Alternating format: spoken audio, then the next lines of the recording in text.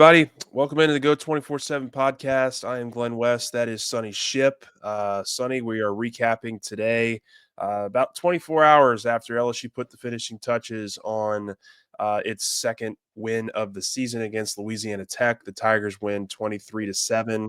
Um, Lots of things we're going to get into with this game over the course of the next 15, 20 minutes. But first off, just got to get this out of the way first. Just want you guys, if you're listening on your podcast forms, whatever you guys might be listening, just make sure you're hitting the follow and subscribe button. If you're on YouTube, help us out too by hitting the subscribe button. It really helps us out on the algorithms and just trying to get this thing out to as many LSU fans as possible.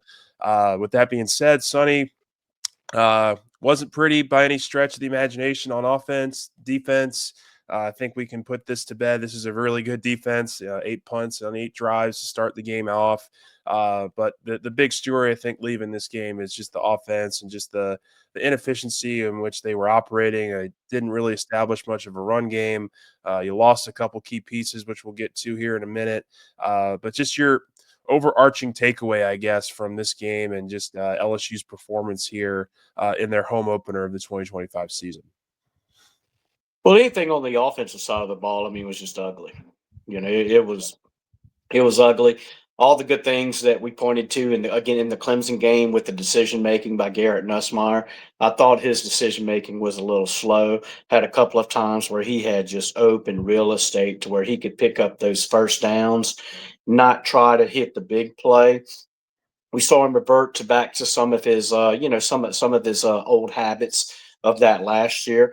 Hopefully they can pull that up on the video and show him those situations and he'll realize those. And because against Florida, Ole Miss, well, we'll get to Florida, but Ole Miss and some of the teams who some of the teams on the schedule that we went into season kind of thinking they would be tough games. You're going to have to play a lot better. You're going to have to Yeah. play a lot better. You're going to have to be a lot more efficient. You're going to have to be a lot more physical at the line of scrimmage. Coming in off of a when you do what LSU did by going to Clemson, winning a game like that on the road, all the summer, the emphasis put on Clemson, the emphasis put on 1-0. And while, Brian Kelly and company, they can say 1-0 was not referring to Clemson, 1-0 was absolutely referring to Clemson because it was the first game on the schedule, you Yeah. know. And so they just poured so much emotion, so much intensity and stuff into that game to where, I thought that part of me thought there would be a little bit of a letdown, but then another part of me thought that, man, just with what you saw from Nussmeier and the offense in the first game, you really thought that they would not have as big of a lull as they had. But it's not the end of the day. I think it does illustrate and does highlight some of the things that we went into the season thinking of. Okay, the offensive line. Is the offensive line what you saw against Clemson, or is the offensive line what you saw against Louisiana Tech? Obviously, it's two different offensive lines when you don't have Braylon Moore in there at center.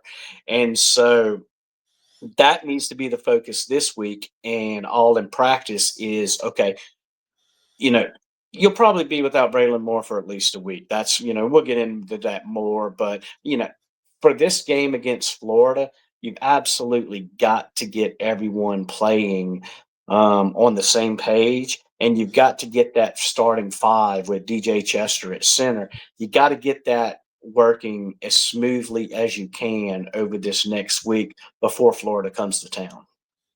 Yeah, no doubt. I mean, I think the big thing for me, kind of walking out of the stadium, just thinking about the game and thinking about some of the offensive, honestly, just struggles and downsides to what they were doing on that side of the ball. BK, I mean Brian Kelly, for about the 10 or 11 minutes of the press conference, he talked with us after the game. I would say 8 or 9 minutes of it was, bashing the coaching. I mean, like that's kind of the vibe that I got out of that press conference. He put it a lot on coaching. He put a lot of that performance on just not them having their guys ready to play on offense, and that to me is the biggest surprise of all because, like you mentioned, Clemson they poured. I mean, just on game preparation alone, they went 3 weeks into the game prep on Clemson. They were ready. They looked ready. They played Pretty flawless football outside of the two fumbles there against Clemson. They did really, really, really good things on both sides of the ball in that game. And you just thought that coming into this Louisiana Tech game, okay, this was going to be their chance to prove to everyone that was the norm, right? That was going to be the overarching theme, the carrying theme into every week was we're going to have this dialed in preparation. We're going to have this dialed in mindset of attacking everything and going 1-0. And they got let down on that side of the ball. I would say LSU just did not look as prepared. They did not execute as well as they needed to in that game in order to win. But they were able to do just enough, right? I mean, that was kind of the thing that I took away from it. And Nussmeier had, you mentioned some of the lanes that he could have run throughout the entirety of that game. That was certainly one of the things that I noticed. And then he was just missing throws too. I mean, there were just guys that they were just not in cohesion with throughout the entirety of that night. That they should have really been able to open this thing up a lot more. Brian Kelly was asked at one point, how much did the Braylon Moore injury affect maybe what LSU was doing from a run game perspective the rest of the game, and he quickly put that to bed. He essentially said, look, there were 4 other offensive linemen out there that were starters. There were guys that, and the fifth starter, DJ Chester, that came in after Moore went down, started all 13 games from him last year. Like that should have been more than enough to get a consistent push against this Louisiana Tech line in their front 6 or front 7. He did mention that the one thing that Louisiana Tech kind of threw at them that maybe they didn't rep enough in practice was this 3-3 box. They had 6 guys in the box, and LSU as a result was trying to get on the perimeter with these guys, trying to go on the outside, and the holes weren't opening up. The plays were taking too long to get going. I think their most successful plays, honestly, were when Xavier Thomas was in the backfield.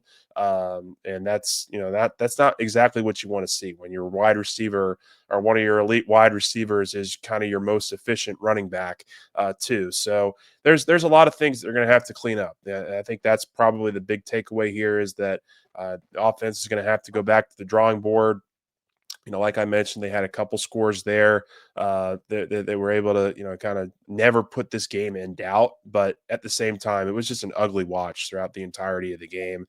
And I think that's probably the biggest thing that you can take away from this, and that they're going to have to learn from going forward. Like you hope this was the worst offensive performance of the season, because if that offense shows up again, like you mentioned, against Florida, at Ole Miss, at Alabama, at Oklahoma, those are games that you could very well lose. And they've got to get that right. They got to get that ship righted, and I think that they will. Like I think that the mindset and the mentality thing that they have been preaching for most of the year, like I don't think that's just going away after this one game where you wish you could have played a little bit better, right? I mean, this is a very long season.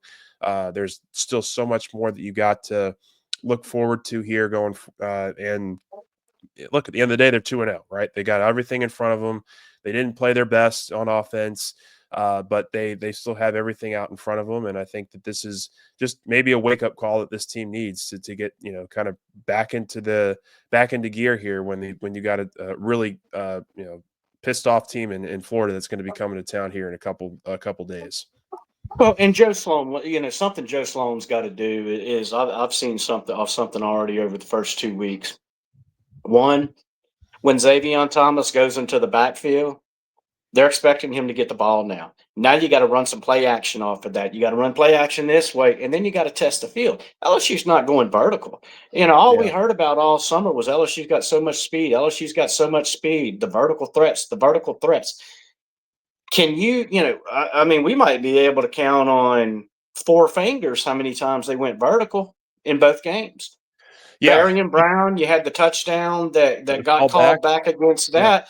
But I mean, I'm struggling to really think of many They other had times where they on the did. very And against first. Louisiana Tech, and you can't look, I Yeah. don't care what they're doing. I don't care if they're playing 8 defensive backs back there. You cannot go an entire game without testing that vertically. Because Yeah. all you're doing is you're inviting everyone up closer to the line of scrimmage. And all it takes is 1 or 2 vertical shots to where you're going to make them back up a little bit.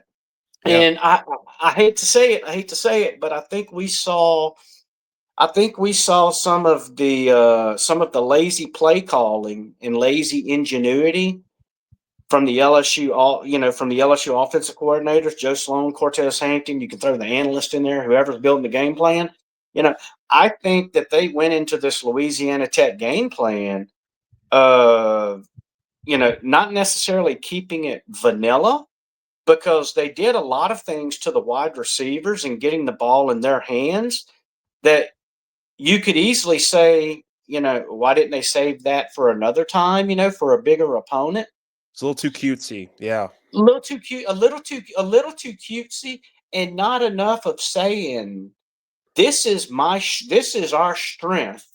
Yeah. Got a Heisman Trophy quarterback. We got six cats that can blaze up the field. You know, Yeah. and so you've got to test that. You've got to test that. You've got to at least put it in their mind. You got to at Yeah. least put it in their mind to where you run a slow go. Well, if they're not worried about you going deep, well, guess what? you know that's going to defeat the purpose of routes like that. So I Yeah. think that I'm glad that Brian Kelly did that.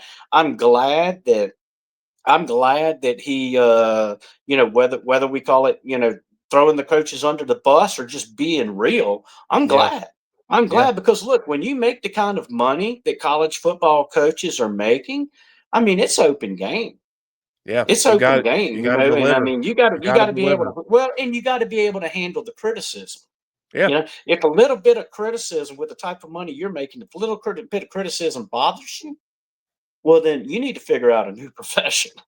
You got Especially you with the got you kind of got money that these coaches are making these days. You yeah. know that Yeah. you can't. You figure Joe Sloan. I mean, if he's making $2 million a year, well, you divide that up into 12 months, and you're talking you're talking a lot of money right there. You're talking what 160, 170, 170,000 a month. We'll divide that into four.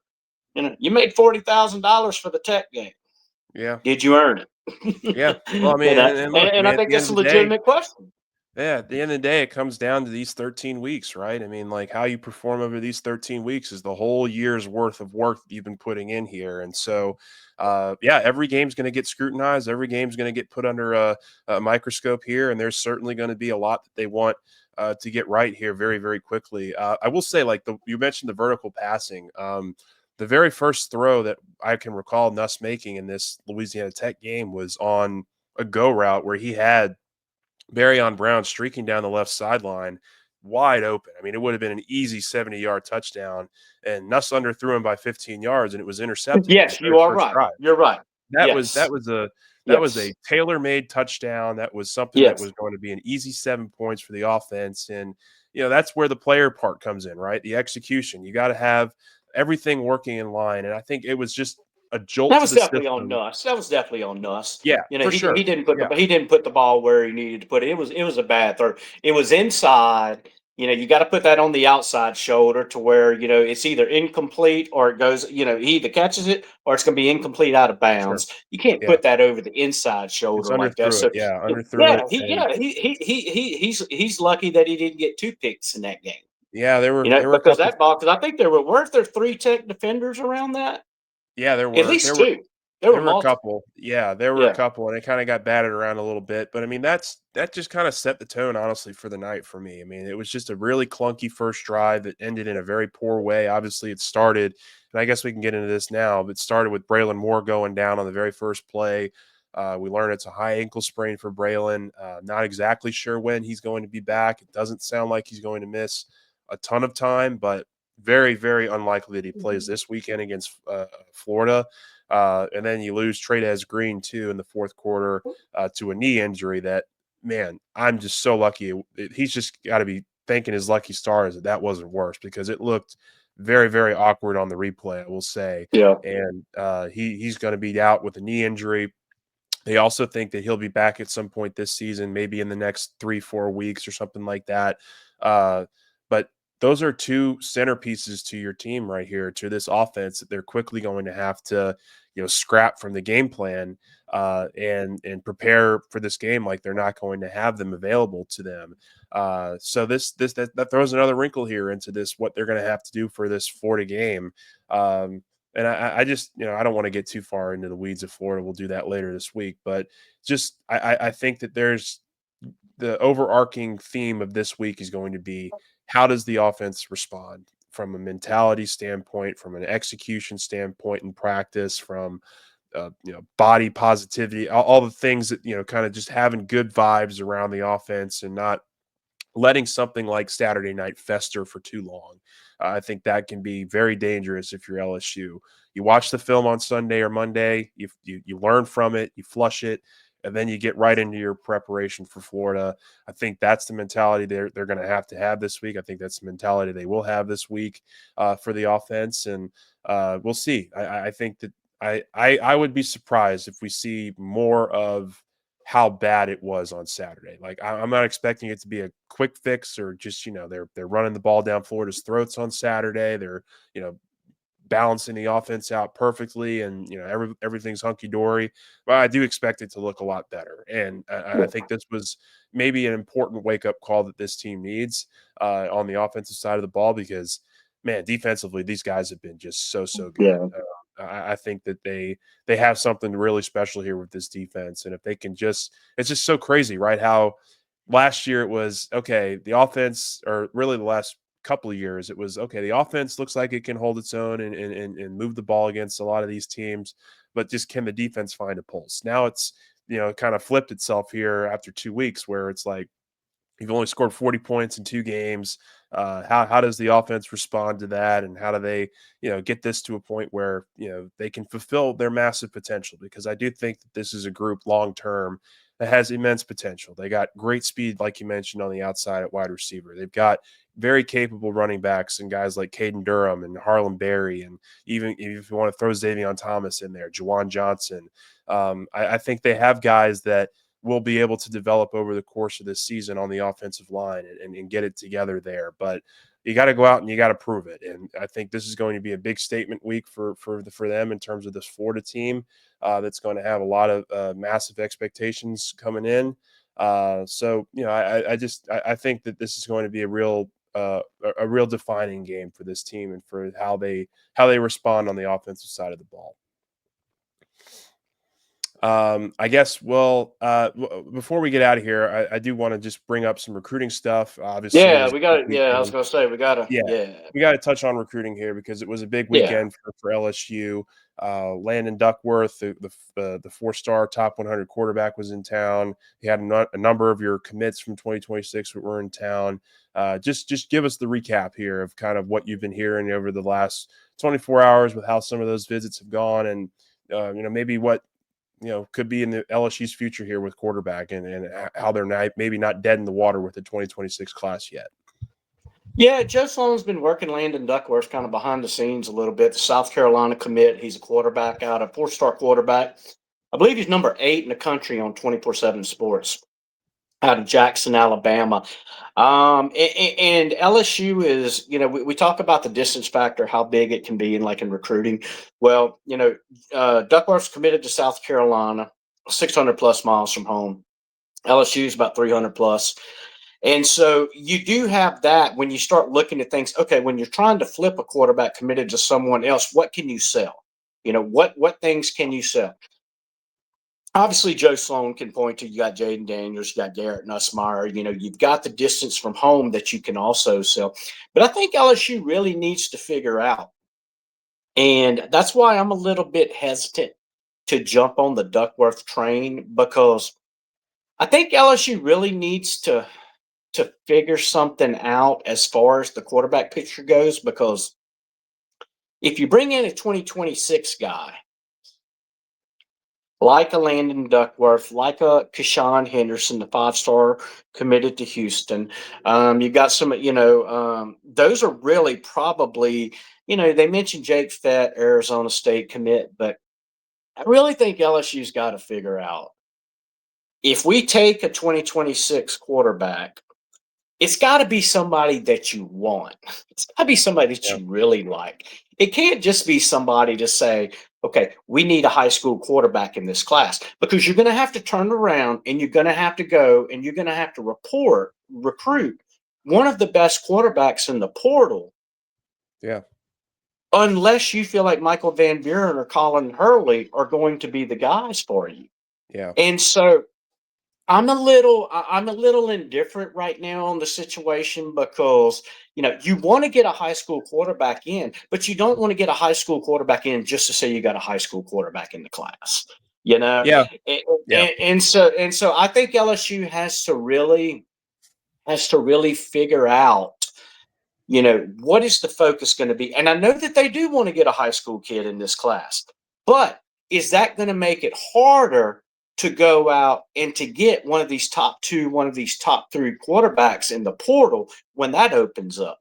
Because when you're talking about a guy like that, you're talking about, hey, we're selling early playing time opportunities.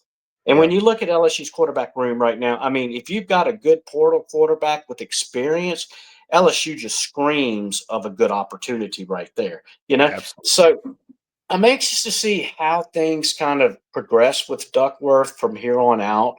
Whether or not LSU really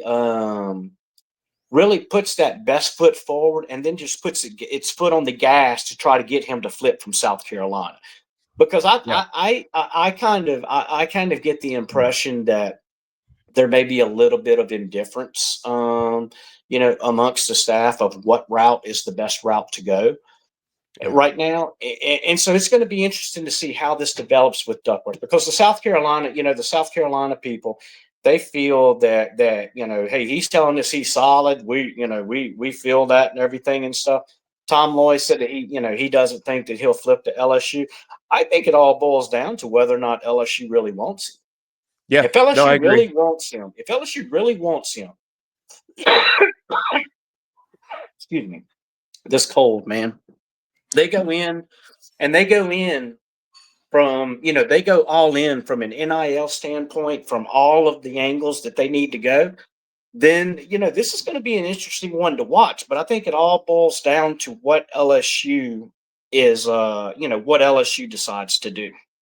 Yeah, no, I agree completely. I think for me, just knowing this particular staff and knowing what they've had success with in the past, like I would be shocked if they're not all in on a big time portal quarterback, whoever that is, this December. Like I really think they could be swinging for the fences for a big name if one becomes available in the portal. Obviously, we don't know who that is yet or what that could be, but I mean, you look at the past history of success with portal quarterbacks here, and including with Brian Kelly and this staff, like it's it's a very interesting opportunity for any big time quarterback that wants to go in the portal and look at all the resources that they have, the past history of success, the kind of talent that they have that's young on this roster. Like I think that there's a lot of things that they got to figure out with how they want to attack the future of this position because it's the single biggest position in honest arguably sports. I mean, you've got to have a right quarterback to be able in order to get to where you want to go as a team these days in football. So I'm very curious to see how this all plays out, as you are as well. I guess we'll kind of end it there, but just you know, make sure you guys are hopping on board with us, man, because it's going to Big get week. really crazy this week. There's going to be lots of talent on campus and lots of future prospects that LSU wants to kind of lock in and get continue to build strong relationships with. And this is going to be a big atmosphere for them to get on campus and to get to see that. They're going to have lots of basketball recruits on campus as well. Baseball just finished up a huge week where they had 4 commits. So recruiting is certainly going to be at the forefront here for this Florida game, as well as getting a big win when the Gators come to town. So we'll have much more on the Florida game here later in the week. But for now, he's Sonny Ship. I'm Glenn West, and thanks for watching and listening to the Go 24/7 podcast.